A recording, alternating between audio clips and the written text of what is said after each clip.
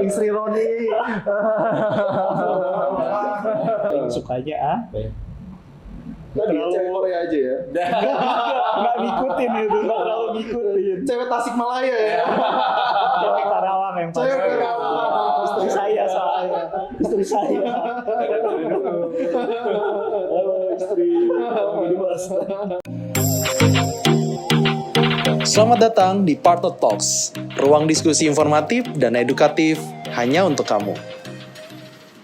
Hai semuanya, kembali lagi di sini barengan Angga Sawijaya. Dan kali ini di tahun 2022 kita kedatangan teman-teman lagi nih dari para entrepreneur, para health enthusiast dan juga engineer enthusiast. Nah, untuk lebih detailnya kita coba kenalan dari sebelah kanan gua. Di sini ada Bro Rifki. Halo Bro. Halo bro. Siap. Bro Rifki ini termasuk salah satu entrepreneur enthusiast di bidang kuliner. Nah, kita tanya langsung background-nya apa, pengalaman-pengalaman sebelumnya apa, apalagi buat sobat wirausaha, khususnya para teman-teman wirausaha, ada yang baru memulai usahanya, ataupun saat ini lagi menjalankan usahanya khususnya di bidang kuliner, pasti nggak asing dengan nama-nama yang mungkin nanti Rifki share. Bro, bisa share sedikit bro, previous project ataupun previous company, 5 tahun atau 3 tahun, apa aja yang udah lo kerjain dan buat, bro? Oke bro. Ya, thank you bro Gas. Jadi gua tukang dagang sih sebenarnya ya. Gua tukang dagang. Siap.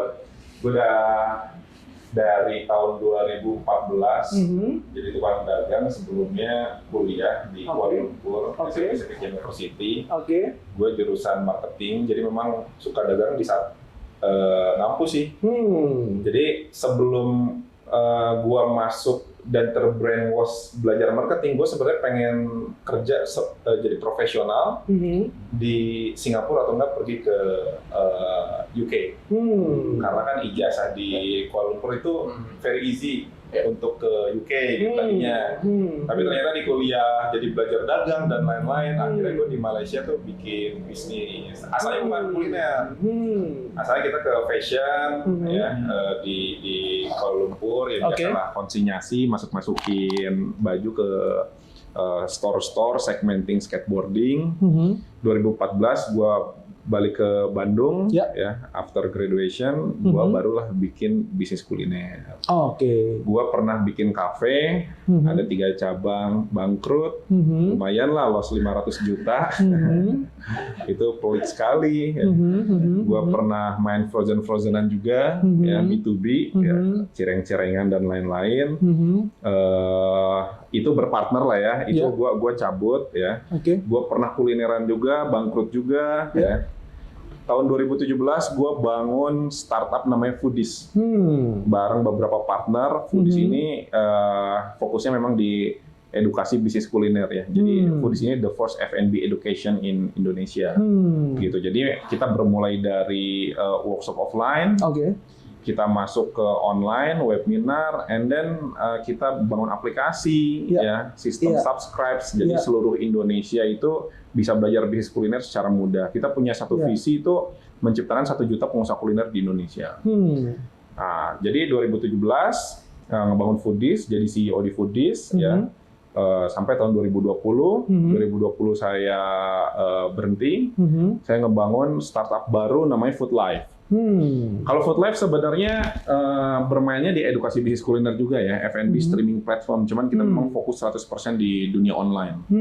Kita fokus di dunia online, terus kita ngebantu juga para brand-brand kuliner yang mau mendapatkan profesional top management atau level staff ya. Jadi kita koneksikan orang-orang yang mau kerja di kuliner bertemu dengan brand-brand kuliner. Nah, jadi Food Life itu dari edukasi masuk ke apa ya? Manajemen.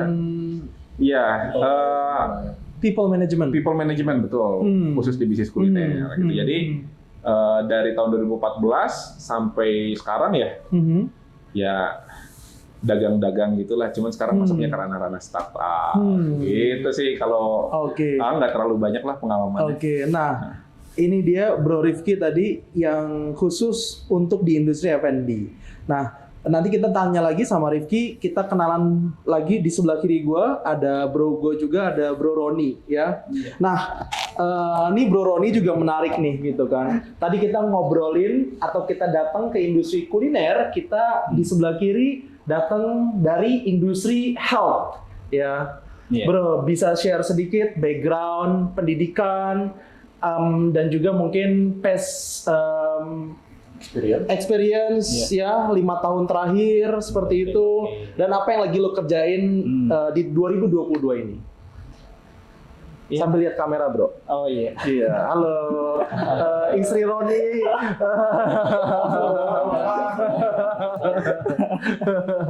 Iya, gua ambil kedokteran itu lulus dari Unjani Cimahi sekitar tahun 2012.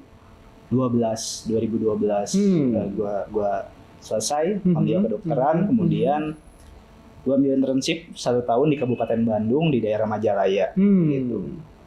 Terus kemudian abis internship gue situ mulai agak bingung nih, mau ngelanjutin mau ngambil apa kayak gitu kan. Untuk spesialis juga belum siap pada waktu itu gitu. Jadi gue waktu itu memutuskan untuk ngambil lagi sekolah S2, ngambil lagi sekolah S2 di Bandung, dan gue pengen bisa nambah wawasan gue utamanya untuk di manajemen rumah sakit.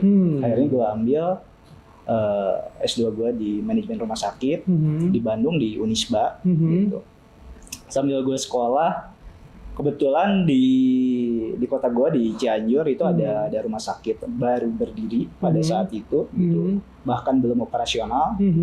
Gue gabung di sana, gitu. Dan memang di sana kebetulan juga lagi hiring buat manajemen juga. Jadi gue in charge di situ di rumah sakit di salah satu rumah sakit swasta di Cianjur.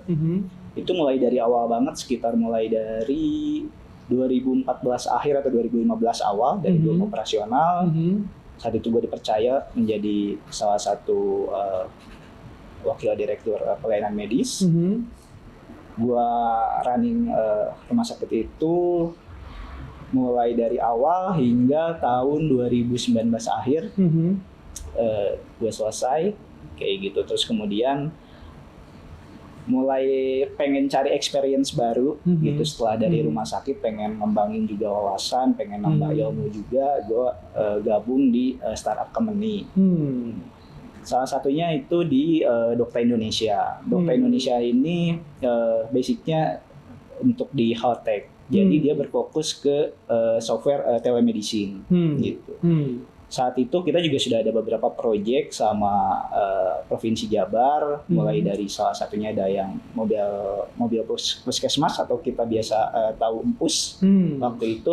Terus juga kita juga ada proyek kotak dokter juga. Gitu. Jadi sasaran kita utamanya untuk menjangkau di daerah rural gitu. Jadi buat masuk ke pelosok-pelosok gitu.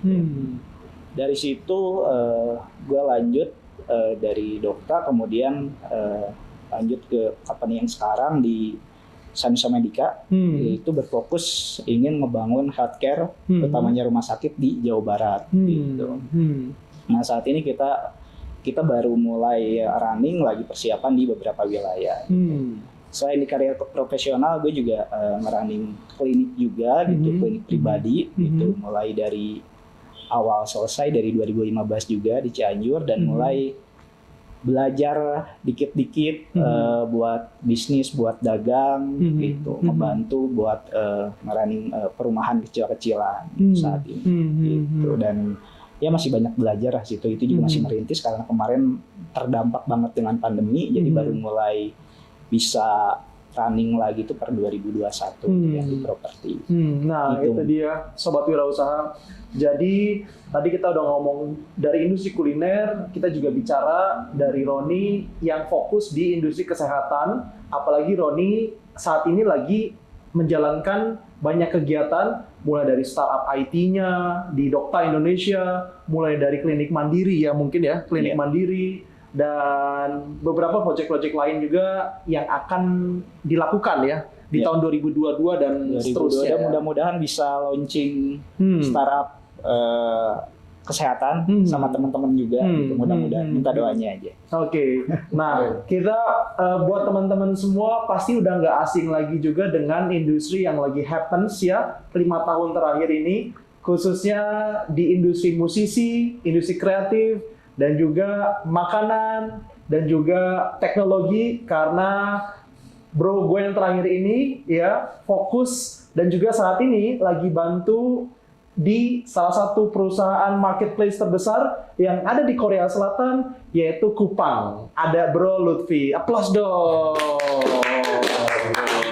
Iya. Nah, Bro Lutfi, kayak teman-teman yang tadi bisa share past experience dan juga background pendidikannya, dan mungkin saat ini lo lagi bantu di posisi mana di Coupang sendiri, Bro? Oke. Gue 2011 sampai 2015 itu S1 di BINUS, jurusan teknik komputer. Terus 2015 sampai 2017 pertengahan gue bikin software house sendiri sama teman-teman S1 gue. Itu bangkrut tengah jalan.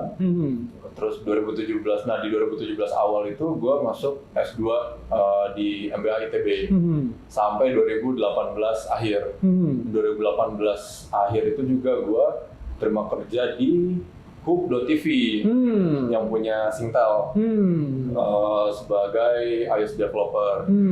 Terus Hoop belum tikar di awal pandemi 2020 Maret ya kalau nggak salah ya, Maret 2020. Terus gue sempat di salah satu startupnya Jarum, namanya Global Points, cuma sebentar itu 3 bulan. Terus gue di Coupang. Nah jadi kalau di Coupang ini dia bikin video streaming juga sama kayak Hook. Jadi gue balik lagi ke Hook sebenarnya dengan beda brand ya, Coupang. Namanya Coupang Play. Ini servisnya cuma berlaku di Korea Selatan aja. Karena Coupang Play ini dia added value untuk gold membersnya Coupang lah gitu ya. Kalau di Tokopedia ada gold members tuh yang bayar biasanya dapat potongan harga, promo, terus gratis ongkir apa segala macam. Nah ini di Coupang ditambah dengan layanan streaming ini gitu, video streaming ini. Jadi dengan bayar harga sekarang tuh masih sekitar 2.500 Korean won ya, masih puluhan ribu, nggak mahal. Dia dapat layanan kayak Netflix, yang Netflix aja kalau subscription paling murahnya itu di 100.000 sekian itu ya, untuk perorangan, itu bukan yang family. Gue di iOS developer juga, jadi 2020 itu gue join ngebidanin lahirnya Coupang Play juga, sampai launchingnya itu di awal 2021. Itu masih lanjut sampai sekarang. Setelah setahun jalan, Coupang Play ini ada di posisi keempat di video on demand service di Korea Selatan. Nomor 1 masih Netflix, 2 ini lokal Korea Selatan juga, Tibing, sama apa satu lagi lupa namanya, keren banget. Yang keempat ini Coupang Play. Gitu. Jadi prestasi yang cukup memuaskan ya. Tahun pertama running udah di posisi 4 di market. Dan itu juga karena Coupang sendiri, Coupang Commerce ya, dia menguasai 25% market share di Korea Selatan. Dia udah market leader lah di sana. Jadi dengan utilisasi user base-nya Coupang juga, kita bisa salah satunya hasilnya itu kita menggunakan. Oke, nah itu tadi ya keywordnya ya. Kalau Bro Lutfi sendiri itu sebagai engineer di Coupang Play, platform yang support dari fiturnya Coupang Commerce untuk fokus di video on demand.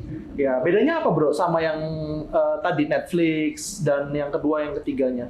Jadi awalnya konten kita sama nih, masih subscription model ya, subscribe konten. Terus kita coba konten baru namanya live streaming. Jadi konten olahraga yang Liga Inggris, namanya Liga Inggris, itu konten live streaming kita pertama.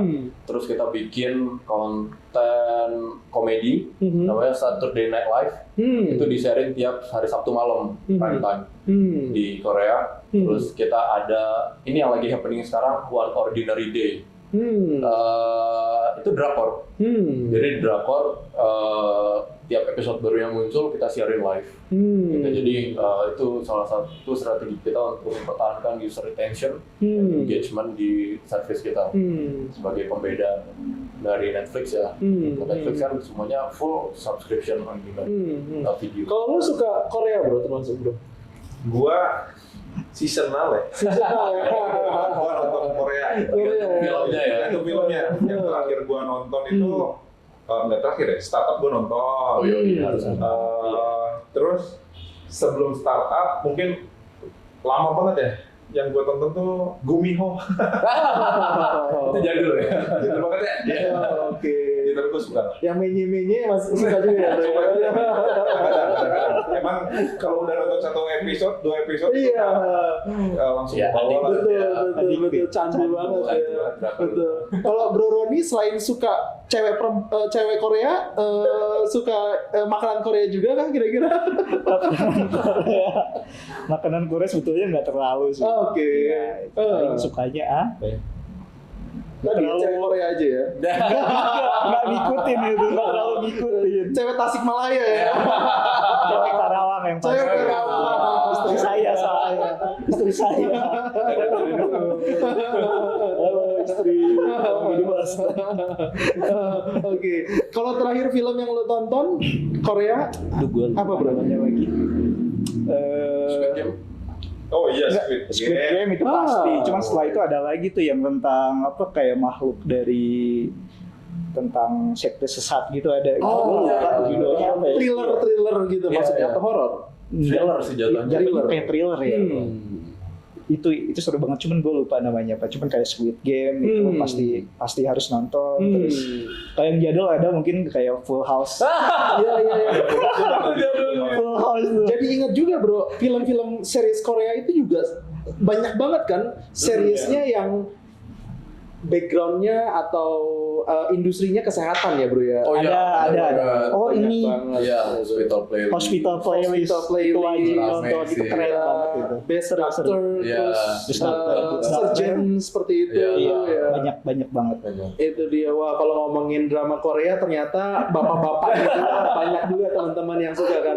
Tapi menurut lu kenapa tuh Korea bisa se-happening itu gitu bro? Dari industri apa-apa? Mungkin dari industri kuliner bro? Tradisional foodnya kenceng ya. Kalau gua lihat ya Korea itu. Terus Kita juga banyak bro, traditional food bro. betul. Tapi apa yang kurang bro? Yang mungkin kita bisa belajar dari Korea? Mereka community base-nya kuat. Oke. Jadi dari community base misalnya entertain selain kulinernya itu nyambung ke kulinernya jadi kuat juga. Salah satu faktornya kan brand-brand lokal Indonesia yang memakai produk Korea di Indonesia kan jadi cukup masif. Karena community base Korea di Indonesia itu besar, gitu kan. Salah satunya ada teman saya, ya Bro Daniel, dia punya Kopi Chuseyo, ya. Itu dia franchise coffee shop dengan positioning Korea, dengan strategi ngebangun community base fans-fans Korea, ya kan. Itu masif sekali franchise-nya, kan.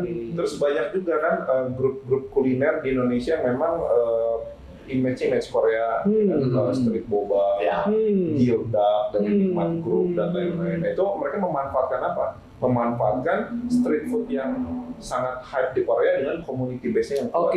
I think nggak cuma di Indonesia, seluruh dunia. Nah itu kita bicarakan si Korean Wave ini udah kebentuk ya, gitu kan. Nah sekarang kita ngomongin menurut lo nih dari industri kuliner. Susah ya. Iya. Susah cuma Kan udah makan bro. Nah, tadi kan udah bicara Korean Wave yang sudah kebentuk dong bro ya. Nah, sekarang kan gimana caranya nih Indonesia dengan culture-nya, dengan community-nya, dengan traditional wave-nya juga kita semuanya bahkan lebih banyak kan men dari Korea sebenarnya kan. Kita ngomongin bahasa aja Indonesia banyak banget gitu ya. Tradisional dan sebagainya gitu. Kita lebih diverse ya gitu kan. Bineka Tunggal Ika tadi nah. Apa bro dari perspektif lu nih sebagai entrepreneur / F&B enthusiast / juga mungkin marketing enthusiast tadi yang akhirnya bisa membuat Korea akhirnya bisa masuk nih ke beberapa lini, ke beberapa market background. dari perspektif lu sendiri bro, apalagi lu pernah tinggal juga di Kuala Lumpur di Malaysia ya gitu. Dari sisi kulinernya mungkin ya, menurut gua ekosistem dari government itu penting banget ya. Oke, itu dia keyword pertama ya. Korea juga sebenarnya bisa ke dunia itu government strategi menurut gua. Ya kan? Sekarang orang Amerika ke Koreanya gila-gilaan, ya kan? Orang Indonesia udah lama. Itu menurut gua ada government strategi, Government support ya. support dari governmentnya, ya kan? Mereka jadi governmentnya itu mungkin ya, gua nggak underestimate negara kita sendiri, tapi mungkin lebih aware terhadap sesuatu yang hal-hal yang kecil yang dia bisa blow up ke luar negeri. Salah satunya ya mungkin grup band misalnya dari dulu kan SNSD dan lain-lain. Itu mereka bisa global networknya kan dibantu sama government, ya kan? Di Indonesia ya nggak, kalau kita ngomongin artis aja, saya sekarang ada Agnes Mo, misalnya siapa rapper yang di Amerika tuh Rich Brian. ya kan, dan lain-lain. Itu kalau disupport dengan government full, banyak potensi di Indonesia yang bisa global. Apalagi kuliner. Rendang itu the best food in the world. Iya. Betul. Nomor satu. Nyebut brand nggak apa-apa ya? Betul. Tapi vibes-nya atau mungkin ya tadi ya, ya maksudnya influence-nya nggak se-hype mungkin makanan-makanan Korea ya kayaknya ya. Gitu kan? Itu kolaborasi menurut gue ya. Kan sekarang belum ada brand Indonesia yang modal bisnisnya restoran ada di Amerika dan Jepang, itu nggak ada. Betul. Ya, jadi kolaborasi government dan kolaborasi si entrepreneurnya itu sendiri sebenarnya itu dibutuhkan. Contohnya gini, saya punya pengalaman ngebantu brand nasional untuk going global. Jadi kita mau ada salah satu coffee shop di Indonesia sudah terkenal, kita bantu retailnya masuk ke US. Itu sendiri rumit banget sih. Belum dari perizinannya, belum dari perizinan governmentnya, belum distribusinya, itu kan ada minimum ordernya berapa ton dan lain-lain ya kan. Ini aja, ini tuh sudah permainan government base banget gitu. Kalau nggak ada bantuan dari governmentnya, nggak akan bisa. Nggak akan bisa kita going global. Selain itu bro, apa lagi kira-kira? Menurut gua, ini yang cukup penting ya, karena gue 5 tahun terakhir ngebangun UMKM dan lain-lain ya. Visi dari entrepreneur itu penting. Jadi kalau ditanya, sekarang kan masih banyak yang ditanya, lu ngebangun bisnis mau sebesar apa? Kalau gue mah cukup aja. Enggak, menurut gue kalau visi itu harus sebesar mungkin gitu. Kalau misalnya gue punya visi pengen bikin restoran di Amerika, gitu kan.